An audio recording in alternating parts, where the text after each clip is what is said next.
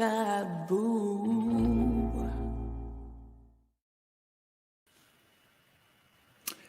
Good morning, good afternoon, everyone. Ready to be here for the new episode of Revenue Hacks. I'm not sure if we are all live everywhere, but we should be. So today there is a very fantastic panel. Not everyone is here because Anna is a bit sick, so we'll miss her today.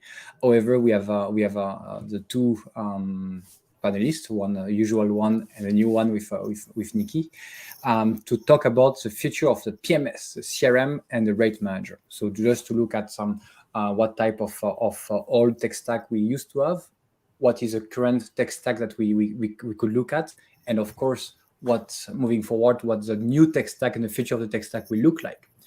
So let's start with a small round of introduction. Let's start with you, Nikki. Sure. Hi, everyone. Nice to be here. Thanks for having me. So I'm Nikki Graham. I'm the VP of Marketing at Cendyn. I'm based in London, well, just outside London in the UK. We don't have a storm today, which feels like a record. We've had about 5 in the past week, but everything's calm. Very happy to be here and chat with this great batch of people. Great to have you, Nikki. What about you, Calvin? Hello, everyone. Calvin Tilokee, a longtime revenue hacker, as you guys will know. I'm a social media consultant, hospitality background, as well as a certified hospitality leadership coach. Excited to talk about this today. I think things are going to change a lot. And we as, well, at least Thibault and I as revenue managers, we will have to do some forecasting. So make sure not to write it down because we're not going to be held accountable for this one. Never. Yeah, that's a small disclaimer that we should always put on the bottom here. Exactly. And my name is Thibault. I'm the founder and managing director of Catala Consulting. We do outsourced revenue management for hotels across Europe. Happy to be there with the panel and to talk about this very interesting topic for today. So let's start with a very broad question. What do you think has changed into the tech stack? So let's just take the key tech stack elements, such as the PMS or the CRM and rate manager, as we mentioned. What has changed? What was the old tech stack and what is a new tech stack? Should we start with you, Calvin? What is an old or new? Well, to be honest, this is not really my area of expertise, but I would say the old tech stack would include your PMS, your Opera or Lightspeed with Marriott and Starwood companies, like former Starwood properties. And for me, I'll just actually quickly kind of go into it. I've worked for brands and independents, and with your brands, at least in my experience, the tech stacks tend to be a lot simpler. Really, you have a PMS and then maybe an RMS. And that was it for me, at least. When your independents are a lot more intricate, you'll have your PMS, you'll have a channel manager, and all of these other different things that all are interconnected. And recently, I was given the analogy with independents. It's kind of like you're, in those old switchboards where you have to constantly make sure all of these things are connected and working. With brands, it's flipping a switch, But I think now, at least now, I think brands are getting a little bit more like that. Brands now have a lot more of the RMS systems that are connecting to their own PMS, and dual things to manage, at least one or two. That's what it's been in my experience. That's what I see. Yeah. And unfortunately, I think with the restrictions with a lot of these larger brands, Marriott being an example where they're still building off of Marsha, right? So there's always, because that's not really going anywhere, there's going to be this need for them to constantly build systems that try to work with it better. So I think that probably only grows. Okay. Any ideas, Nikki, that you want to add on this one? Yeah, I mean, well, I think there's been, well, especially in the past couple of years, I think the idea of transformation is now like at the forefront of everyone's thoughts and plans and motivations. There's obviously, we're still working, as Calvin mentioned, with a lot of outdated technology that isn't really going to be going anywhere anytime soon, unfortunately. But I think now we're at a stage with technology platforms where we have the ability to integrate with these more older systems, and these newer systems are coming to the forefront that allow the hotel teams to actually function better and faster and do their jobs in a more effective and sustainable way. So I think that's definitely where we're headed, but it's taking time because we're dealing with these antiquated systems that, to Calvin's point, aren't going anywhere. But I think there's definitely been a change. Yeah. More needs to come, though. I love how politically not correct you are, guys, because you say like antiquities or say like old school system. We call it legacy system. Yes. Oh, legacy. Legacy system. I didn't realize there was a term for that. Retro. So without mentioning any names on this one, it's true. We still have a lot of legacy systems. And for me, the biggest shift I've seen happening in the tech stack has been this move, which we are talking about for years, but is starting to accelerate, in my opinion, moving from the on-premise system to the cloud system, which presents thousands of advantages, such as much easier deployment, the data security, which are the responsibility of the vendor rather than the responsibility of the property, the pricing and cost. It's insane because when you have an on-premise system, you need to deploy the full IT infrastructure around it, which is very costly. You need to pay license fees. You need to pay all of this to make sure you deploy all those kind of systems. While the cloud-based system is just like normally a one-time setup fee, and then you have subscription monthly fee based on the number of rooms. So for me, there is this big movement, and for anyone listening, if you didn't jump yet on this movement, do it, because it will be a real game changer for your property in terms of cost, in terms of efficiency, and in terms of increase of productivity. So I think for me that's the biggest shift I've seen happening into the PMS, rate management, as well as a CRM as well on this point. But I think as well it's also a reaction, and confirm me if I'm wrong, of an evolution of the guest journey. Do you think the shift of tech stack and the shift of application has been a result of the change of guest behavior and guest pattern, or has it been the reverse, where the guest has been adapted to the tech stack? I don't know if you follow my question. What do you think, Nikki? A couple of things. First of all, on your switch from on-prem to cloud, I mean, absolutely, it's a no-brainer. And in order to get to this point that you're talking about now, you have to do it. I mean, the only way that you can get to an evolved or better experience for the guests throughout the guest journey is by having open integrated systems that speak to each other. Otherwise, your data's siloed. I think Susie raised a great point about the single profile there. Go, Susie. Thanks for that. But, I think these, going back to your second point about kind of the evolution, I really think, unfortunately, what's driving this change is the guest demanding this, where it should really be the other way around, right? And that's happened in other industries where they've had the money, they've had the innovation to be able to push forward and actually shape a consumer's behavior based on the technology that we're using. I mean, you see it with your phones every day, the applications on there, the big tech platforms, what they're doing. They can invest, they research, they understand consumer behavior. We are on the back foot, right? And we're now having to make these changes because consumers are demanding it. And I think the pandemic has just accelerated that far beyond belief. Like we've got so used to having things at our fingertips and being able to do things from the comfort of our home and expect everything to be tailored to our needs. And hospitality is still catching up to that. So we're on the back foot, unfortunately, but there is the technology out there to help with this. And I think that's what we need to, and hopefully this conversation will get across, is that it is out there and there's simple solutions to help with that. And we have to do it now. What about you, Calvin? Do you think the guest journey has changed because of this? That's a tough question. It's like that chicken or the egg question, right? It's hard to say. The guest journey has definitely changed. And that's something I've been very outspoken about in my social media consultation. I think hotels have to realize that that's really where it starts now. Once they find your hotel on any kind of web channel, whether it's your it's used to just be the website. Now it could be, Instagram, TikTok, Facebook, whatever. So it certainly has changed.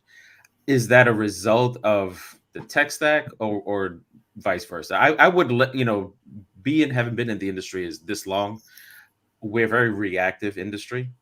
So I'm going to lean to the side that says, we've seen how the guest journey has changed, and the tech stack is adapting to that. That seems to make more sense to me based on historical trends. So we'll use revenue analysis today, but yeah, that's kind of seems to to be the way that the industry has typically moved. But listen, I think in this case, it's happened a lot faster than maybe some of the things we've seen in the past. I think the industry is reacting a lot quicker to this than some other things that we've had to deal with. So that could only be a good thing. Yeah, and we are talking about the guest journey here because I believe it should be the starting point of any tech decision that you are taking in your hotel, not the reverse. I've seen a lot of companies trying to build a tech stack without even considering the guest journey. But a guest journey in your hotel may be a different one from your competitors or from other tech stack that you have seen across the globe. So it's very, very, very important to start with your guest journey and to identify all the touch points that you have from even before the guest book or even before the guest think about your property, and then look at all the different touch points, build your tech stack around the guest journey. Don't build a tech stack without considering the guest journey. That's I think that's very, very important. Agreed. Yeah. It's like there's a saying here: if you build it, they will come. That's not necessarily true. That's true. That's true. It's I've seen some companies building a tech stack and suddenly it's not answering the expectation of the guest anymore, or it's even like sometimes you look at your business mix, because if you build a tech stack which is too modern or too tech oriented or too savvy, but your typical guests are between I don't want to mention anyone, between 70 to 90 years old. Right. People they don't have Facebook, they don't have LinkedIn, they don't have some mobile. Yes, they do, but they have the old school, the legacy mobile. So don't expect them to download any application. You see what I mean? So it needs to fit with your guest journey. It needs to fit with your business mix. It needs to fit with your guest mix. And that's very important to ask this question before you think about changing any tech stack. Yeah, and I think as well, it's easy to get caught up in like trendy tech, right? Of like, I should be doing this, or so-and-so, as you said, my competitor down the road or a peer that I've spoken to is using this. And it's like, well, that sounds great. And it's helped them with this. But actually, to your point, Thibault, I think it's so important when you're evaluating technology that it's always coming back to what's right for your business and what's right for, the team that you have, the guests that you have, and your market segment, everything, all the pieces that play in, what is right for you. And that really will determine how successful you'll be. And that takes time, right? That's not something that you can think up overnight and be like, right, let's go with this. You have to involve other, different members of different teams and make sure that, integrations are possible.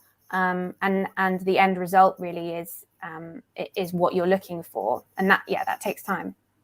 It is, yeah. Let's look at because we have a lot of questions flowing in the comments part. Okay, let's go with Adele one. I think it's very important that she mentioned about when you buy tech and when you adopt a new tech, you need to make sure it solves an issue and it doesn't create more issues than it solves. Because sometimes we deploy some tech stack and we actually need an extra full-time position just to look after the system.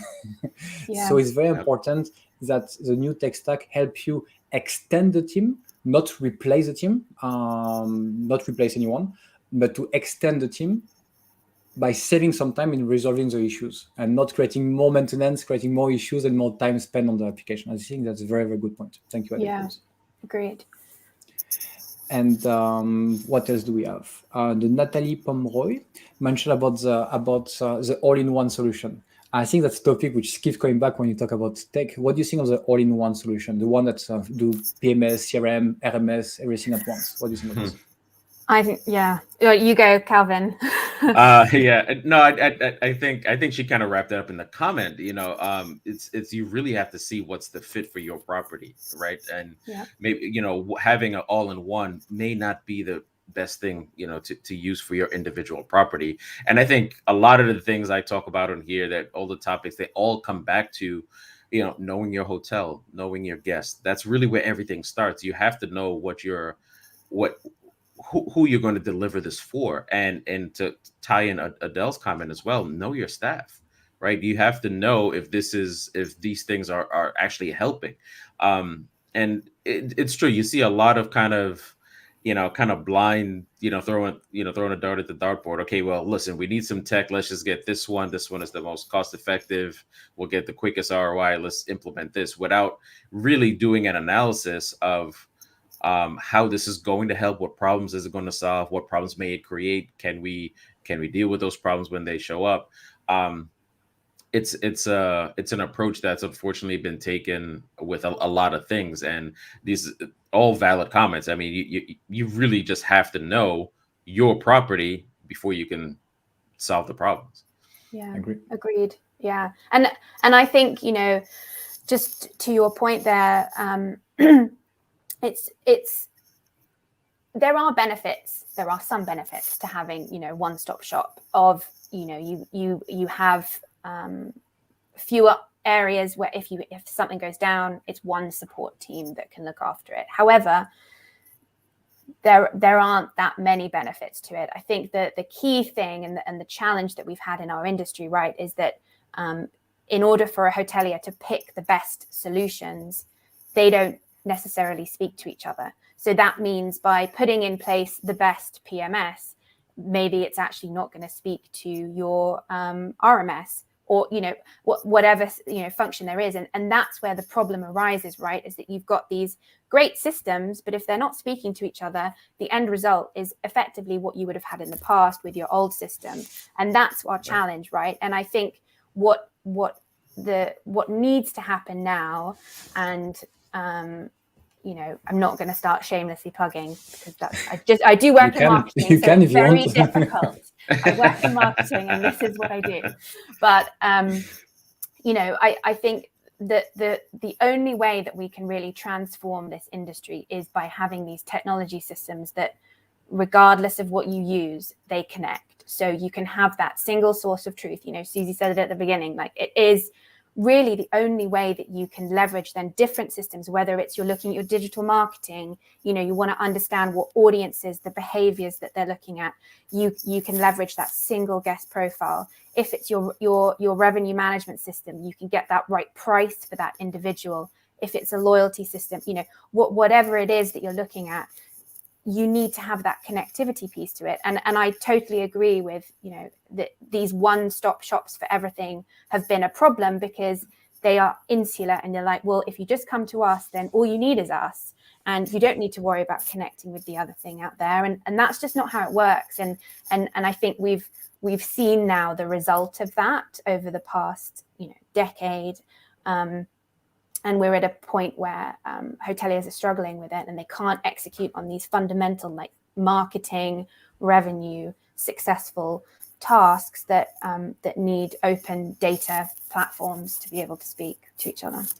I think it works. I think it works in some cases, such as, for example, like Google managed to create a one-stop shop for everything. You can pretty much find any kind of application and they are top-notch on everything they do on Google, which is great. Now, I also recognize that most of the companies are not Google.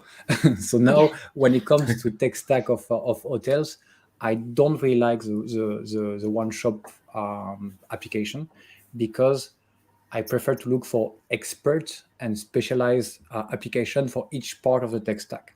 And I keep repeating this one because I love this explanation.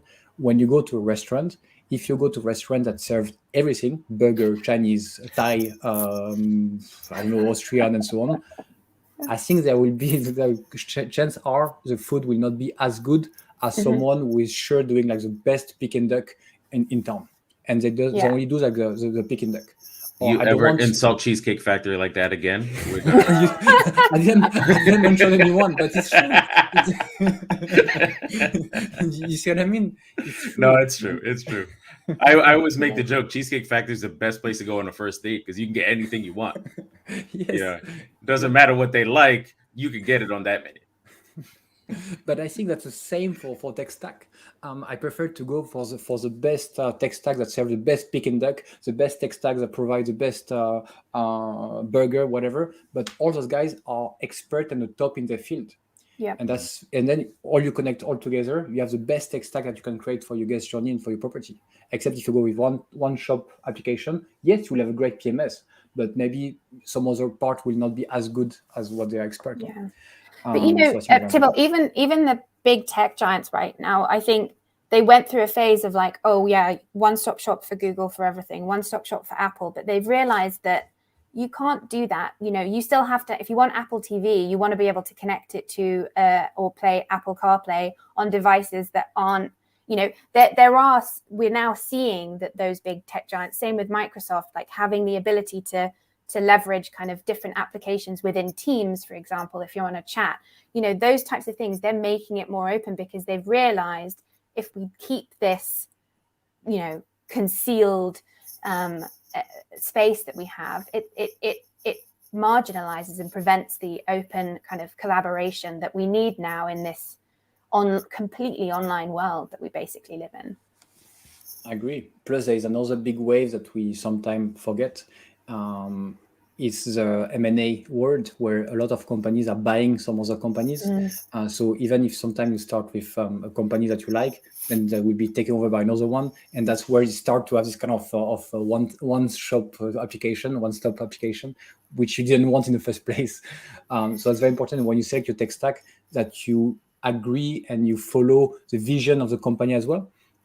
Because I doubt, and I still want to believe that the newcomers in the PMS world of cloud-based will never agree on any kind of buying price from the legacy system. If not, that would be a shame. You see what I mean?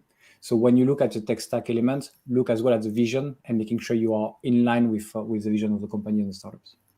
Yeah, and I think, you know, M&A is, again, just speaking from experience here, like M&A is a fantastic way for businesses to, instead of trying to reinvent the wheel, right, go out and find the company that does it really well, and that's a great way to expand your business.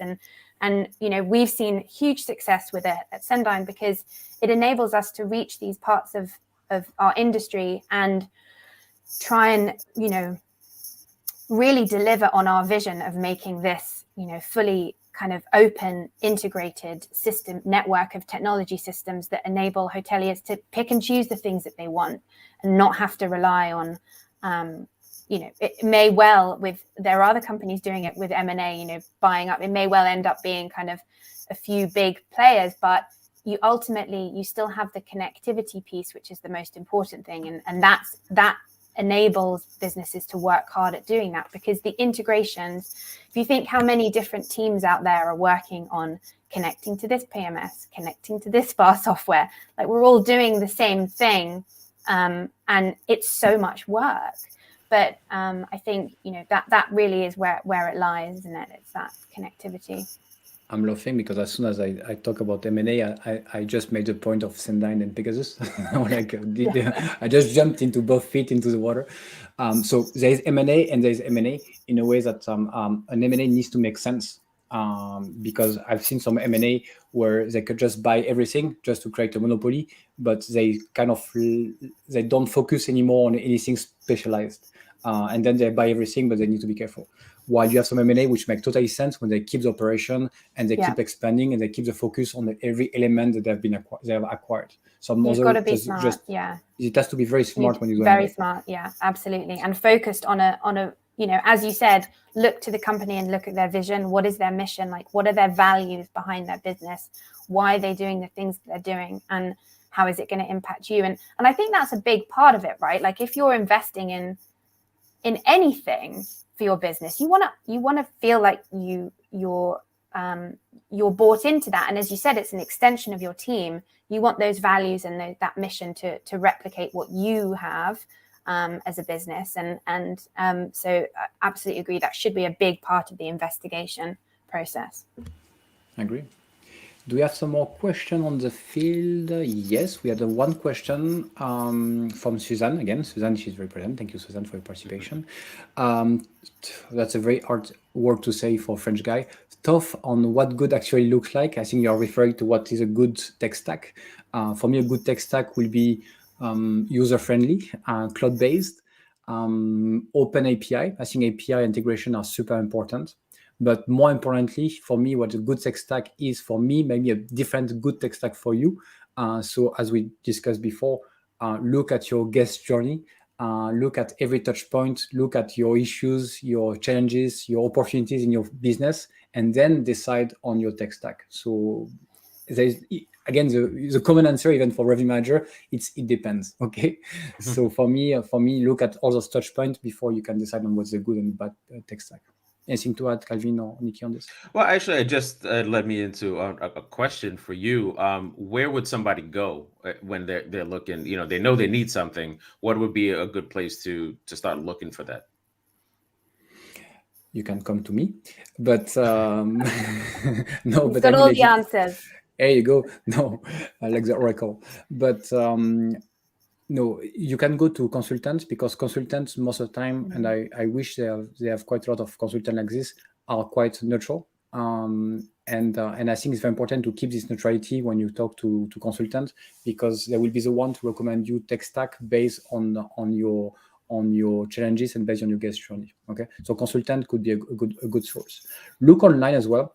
I was going to say, like, look at the hotel tech rewards, or like all those kind of reviews that you have online, same as TripAdvisor and all of this for tech companies. I think it's also a good indication of what the market is done or what some applications are doing great or not. So you can look online on those kind of reviews. Consultants, ask your peers, ask what in the market, what is done in other hotels. They may have some answers. They may have some recommendation to tell you, like, oh, I'm using this PMS, I've not really been happy, you should look at this one, or whatever. Word of mouth has been one of the best marketing strategy for tech stack, and has been quite efficient. Any other sources that you think of where people should look at? No. Yeah, so I was deep in reading the comments. So I agree with what you said just about kind of the ideal tech stack. I think it's, you know, what problem are you trying to solve is the key question to ask at the beginning, right? Like, what, you know, it is quite rare for a single hotelier to be like, okay, I need to fix everything, right? You know, you most likely will probably be okay with a couple of your systems, and maybe it's that you're looking to add capabilities or improve on something that you already have. So look at the business problem you're trying to solve, and then take a look at the guest journey. What's your vision for how you want your guests to experience? You know, from the second they're even looking to travel for whatever reason, that's where it starts, right? It's not when they arrive at the hotel, it's not the confirmation email, it's very much before that. So have a look at all the way through, and then, you know, determine what problem you're trying to solve, and then do your research. And I think there's been some really great comments on some different aspects, and it is just talk to people, read reviews, understand, you know, online, get a good, Google is your friend, get a good feel for the different software solutions out there, and then, you know, if going to RFP is a great way to kind of get a really consolidated, comprehensive understanding of the functionality and of that technology solution, and then how that can help you solve the problem. I think that's spot on, and it's true. Like, sometimes you see some articles saying like, oh, this new PMS has signed the biggest deal with the biggest brands, but then if you go into the small part, it's a totally different story than what the title is saying about. So as Adele just mentioned, don't just believe what the PR say about the values and everything, or even what the title of the article say, because there's a lot of marketing around it. Get a feel of what the system is about. Even if you are not looking to change your PMS or to change your CRM and so on, ask for some demos from time to time. If you have some free time, ask for some demo to see what is out there. And from one discussion, from one demo to another, then you will start to finalize and look at what you are really looking for in your system. Or you say, okay, that's a great feature, I want to add some. Oh no, maybe it's better than what I have today. So ask for some demo, talk to people, talk to a lot of people around. And then, and Susan mentioned a very, very valid point. I think you need to create some good relationship as well, even with a commercial. Sometimes I even didn't look at some companies because I didn't have a great feeling with the commercial. The commercial was too aggressive, or like there was something like, Thibault, did you think about it? Did you see my email? Did you follow up on this one? Sorry, guys, you're a bit too pushy for me. That's I would go with someone else. The people are so important. I think the people behind it, because they're the ones that shape the mission and the values of that organization, right? Even if you're a tech company, we are a people business. Everything you do is about people. So it's all about creating great relationship. Even if you're a commercial, even if you have results that you need to deliver on a monthly basis, you need to create relationship. So I think it's very important from anyone listening on the sales team or anything, create relationship first before selling anything to anyone. I think it's very important. What else do we have? Adele is very present today on the chat. And I forgot to mention, Rita just mentioned this one. If you're looking for the best recommendation on hotel tech stack or anything, listen to Revenue Hacks on a regular basis. We see we're looking at different alternative and options, but just in front of us, we missed the big one. So Revenue Hacks is a big source of information, of course. Cool. Is there any other question, points? PMS, the PMS. What do you think of the new PMS will be and the new way of dealing with a PMS? It's a big question. Yeah, that's a big one. Good. To be honest, I don't really have a lot of experience with the new stuff. So I've been out of day-to-day for a couple of years now. So the last I used was Opera, which has been about the same as it has been. Another legacy, vintage is another good word, vintage system. I don't have it. I don't know. So I'm going to toss this one back to Nikki. I'll leave it to the experts on this one.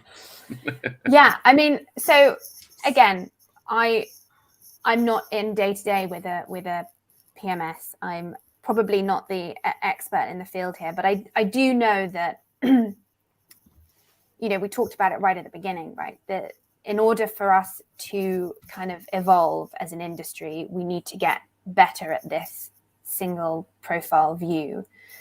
And I think there was some notes in the comments about kind of understanding behavior as well, which again, if you have a central kind of data repository, sort of a customer data platform, a CRM, you have the ability to connect multiple data points into one place, which, historically the PMS has always been that kind of single source of truth of the guest. But unfortunately, the connection points just aren't there. There are a lot of new great PMSs out there that have this open API ethos, which is fantastic. But and I know in Europe especially, there's a lot of great stuff going on, which is really exciting.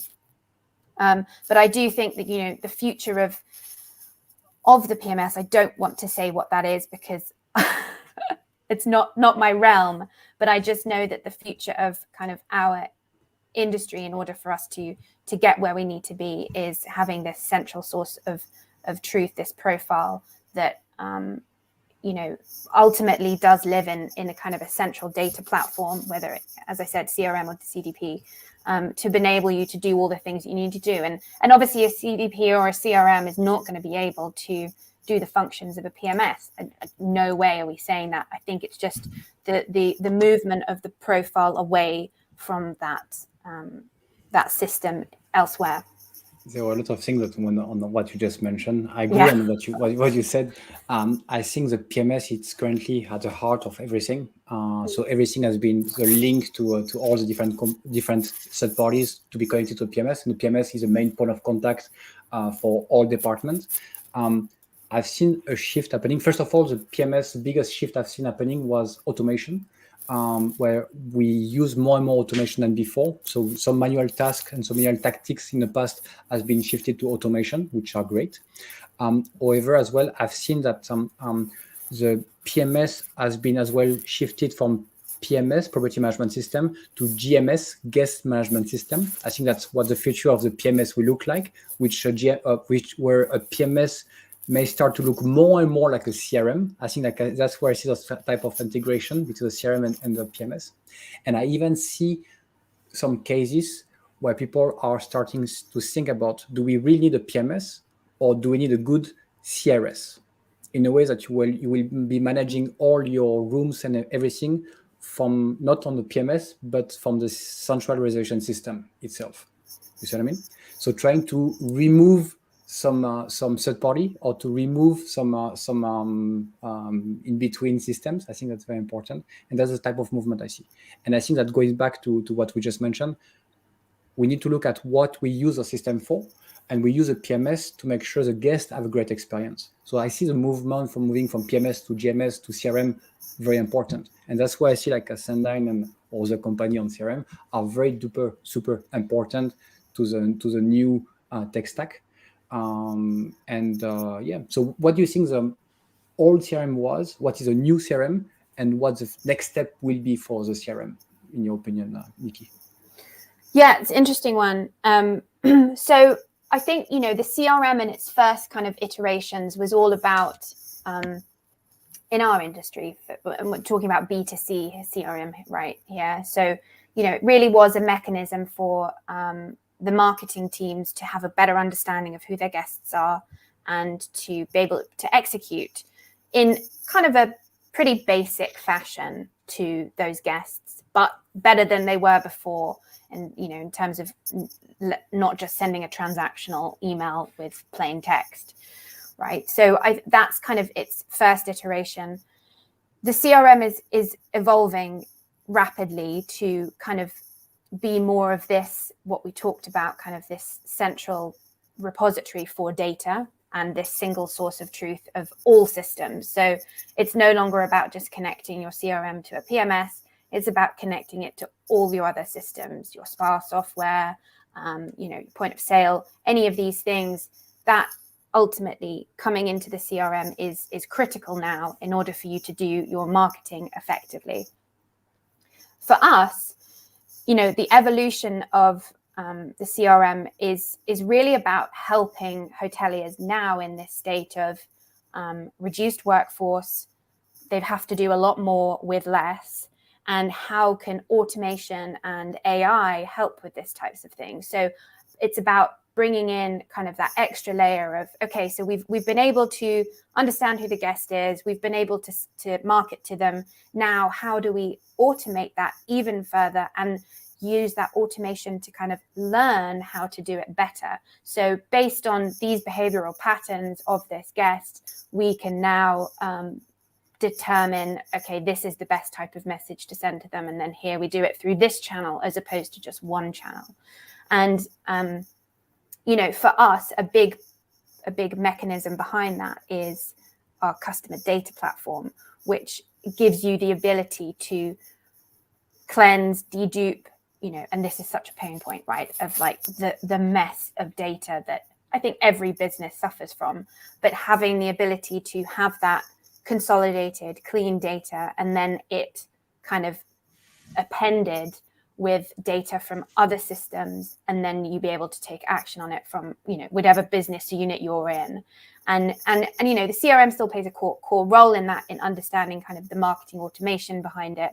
But ultimately, that automation and that learned behavior behind the scenes is really where it's going, in my opinion, my humble opinion. No, I agree. And what do you think, Calvin, from a marketing and revenue perspective? Are the CRM today an extra leverage when it comes to personalized pricing and personalized marketing? And how best do you think we can use this kind of data for marketing and a revenue perspective? Yeah, exactly. I think that's exactly what it needs to be used for as a revenue manager. I mean, you can get so much information in there about your guests, where they're coming from, what their interests are. And if you're doing a good job with that, with collecting that data, I mean, a revenue manager is only as good as his data, right? So the more you have, the more you can do, and the more you can kind of customize your pricing, your offerings, things like that to help elevate that guest experience for the entire journey, right? Again, people are finding you on social media and all of these different channels now. If you know what they're into, you can start to build that content. You can start to use that to build your social media strategy and your content. So I think having that type of a system is crucial, and it's going to give you a leg up. I mean, this industry only becomes more and more competitive for various reasons, whether it be increased supply, and now obviously everybody recovering from the pandemic. It's only getting more and more competitive. So anything you can do to give yourself a leg up and give yourself that extra piece of information that may help you draw in business, you need to invest in. I think that's super duper relevant what you just mentioned, and this, for me, the CRM as well has been very useful to determine the customer long-term value. In a way that, for example, if I shouldn't say this, if you're sold out and then you have a guest calling you saying like, I'm a platinum member and so on, I need a room. Say, sorry, we are sold out. But if you look at the long-term value of this customer, because this guest has been coming for the last 10 years, and they spend like 1,000 every time they come, then it makes maybe sense to work out someone else and to put him in your hotel. You see what I mean? And those kind of data are only available if you have great PMS or a great CRM, or both actually. But those kind of cross data are very important to take the right decision. Yeah. I would just add as well that just quickly, it kind of works the other way as well. I think if you are, from a revenue managed perspective, if you see big gaps in, pace, and you're looking ahead and like, we've got to fill this hole, like obviously pandemic, been a lot of holes, right? But work with your marketing team, and a good CRM will give you a really good business intelligence tool that will enable you to see what works well and what doesn't. And if you have revenue and marketing working closely together, you can work with your marketing team to determine, okay, what campaign can we run that will enable us to fill this hole in June, right? We've got to, like, what kind of special offers can we run? And working together like that so that you can actually pace out your year, understand and have a better idea of where things are coming from is a great way of collaboration, and a CRM can be at the heart of that. Absolutely. I'll just, 2 cents on that. Revenue and marketing really need to be hand in hand. That's one thing that absolutely has to change in this, new quote unquote new industry. You're not going to survive if it's not. Hashtag break the silos again. And you know what it's time for? It's time for the G-Spot by Calvin.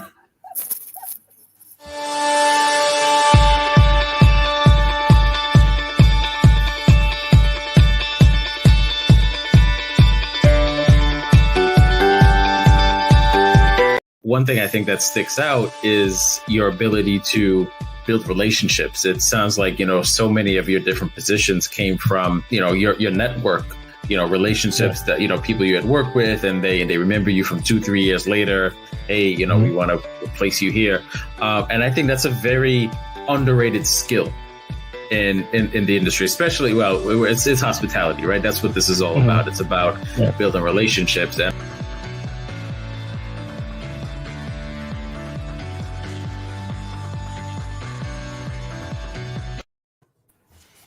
And that was spot on. Yeah, that was something you mentioned. I was really happy when you mentioned it earlier in the conversation. That's what everything we do is about, relationships, regardless what part of this industry it's in. That's what this is all about. Even outside of this industry, you're always dealing with people, right? And building relationships. But that episode is live now on YouTube, the Growth Spot. That was with Russell of Hotels, Russell Edmond. You listen to his story. That guy got about 4 jobs just from people calling him, hey, we used to work together. And he's a master of building relationships. So definitely a good one to listen to. I think it's very important. I think we went over time, but I think I really enjoyed this conversation today. So thank you so much, Nikki and Calvin, and thank you everyone for watching us and for your question. And we will see you next week for another episode of Revenue Hacks. All right. Cheers, guys. Thank you. Bye.